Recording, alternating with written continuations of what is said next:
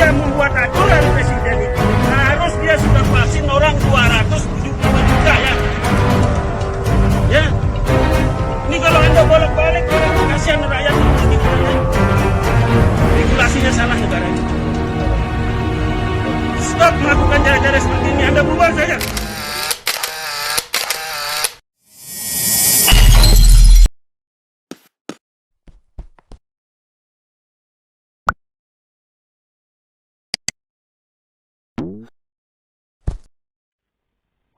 Assalamualaikum warahmatullahi wabarakatuh, sahabatku yang super dan sejati. Selamat berjumpa kembali di podcast Karang Taruna Mercusuar Desa Sepit. Kali ini podcast kedatangan tamu yang super luar biasa, tamu yang spesial, tamu yang saya kenal latar belakang beliau adalah orang yang sangat merayat. Walaupun beliau memang saya tahu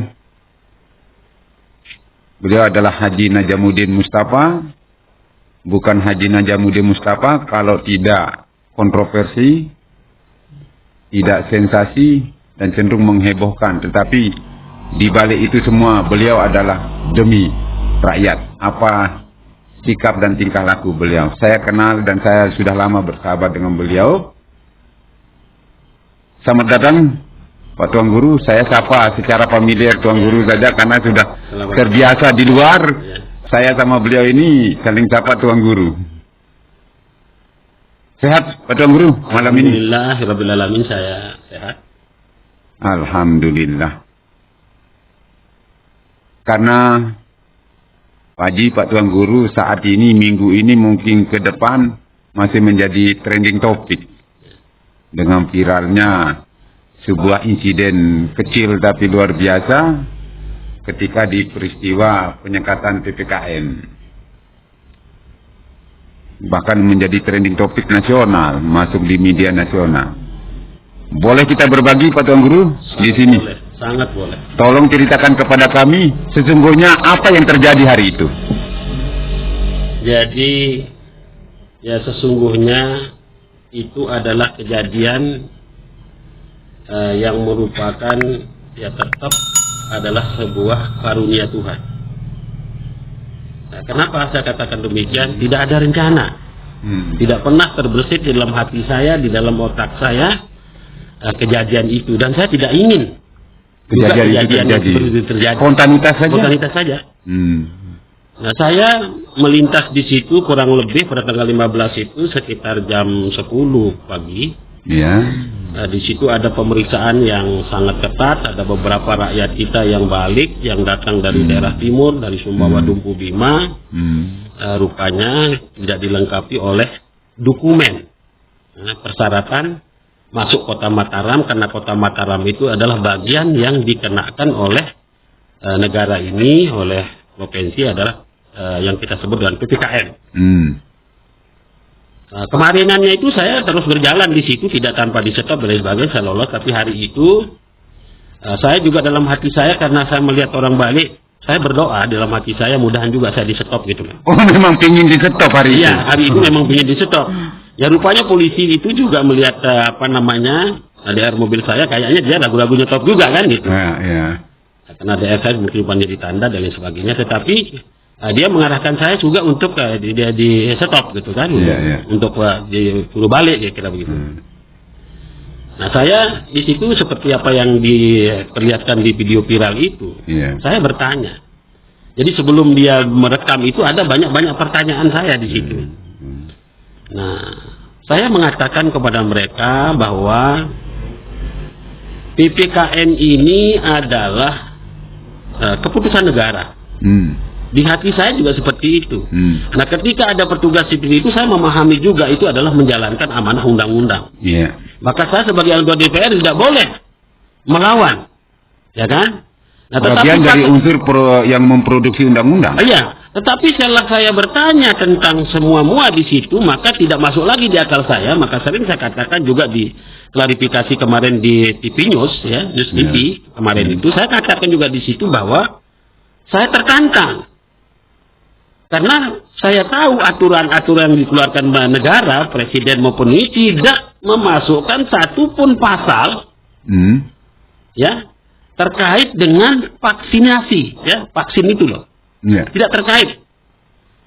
Nah lalu petugas yang ada di sana itulah yang dibuat sebagai sesuatu yang nomor satu pertanyaannya kepada orang-orang, orang yang melintas. Orang yang melintas. Jadi padahal di pasalnya tidak ada soal vaksinasi. Tidak ada vaksinasi. Tapi yang dipertanyakan soal vaksin.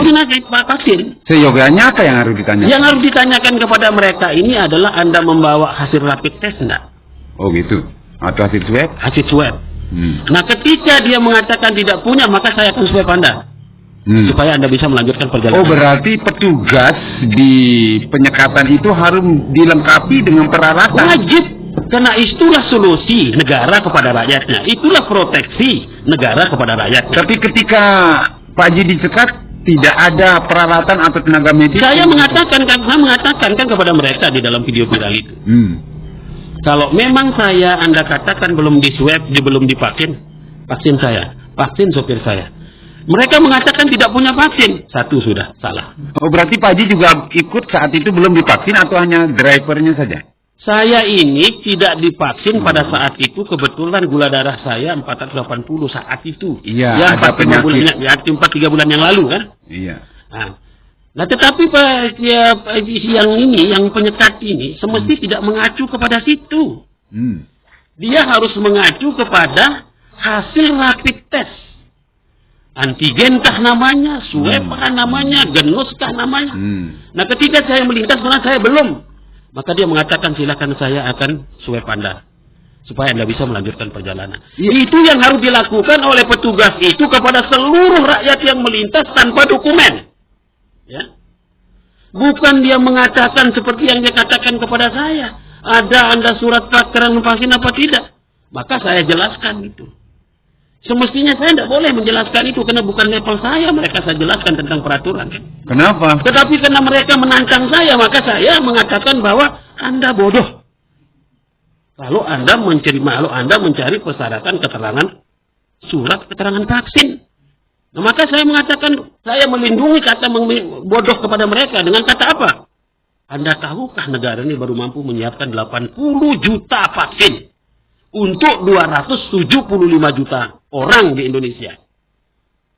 Nah, kalau ada orang yang belum divaksin, maka itu bagian daripada yang belum diberikan oleh pemerintah. Nah, maka kalau kita mau berdebat di ruangan ini hari ini, kita bisa saja saya bertanya. Apa pertanyaan saya? Ketika itu tidak ada, yang rakyat mau divaksin atau pemerintah yang salah? Saya pasti mengatakan pemerintah yang salah. Kenapa? Karena dari 275 juta rakyat kita, pemerintah baru memberikan vaksin hanya 80. Artinya, misalnya NTB. Pastikan dulu seluruh rakyat NTB sudah divaksin semua, baru diperiksa. Baru diperiksa dan baru mengeluarkan aturan seperti itu.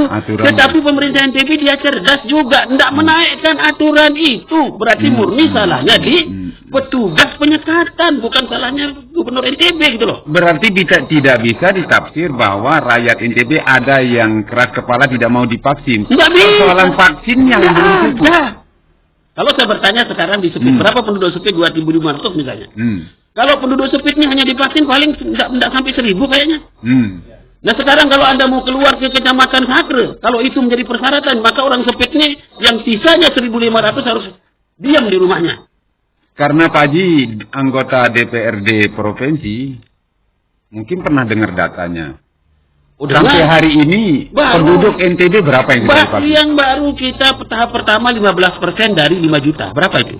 15% dari 5 juta. Sedikit sekali. Nah maka kalau itu yang dibuat peraturan oleh pemerintah NTB, maka sama saya mengatakan. Berarti selama belum vaksin 85% penduduk NTB belum bisa kemana-mana. Kalau penyekatan itu harus vaksin. Menggunakan keterangan surat vaksin. Ini yang harus diceritakan kepada seluruh rakyat Republik. Itu yang Anda katakan kepada petugas. Anda katakan Anda bodoh. Logis juga.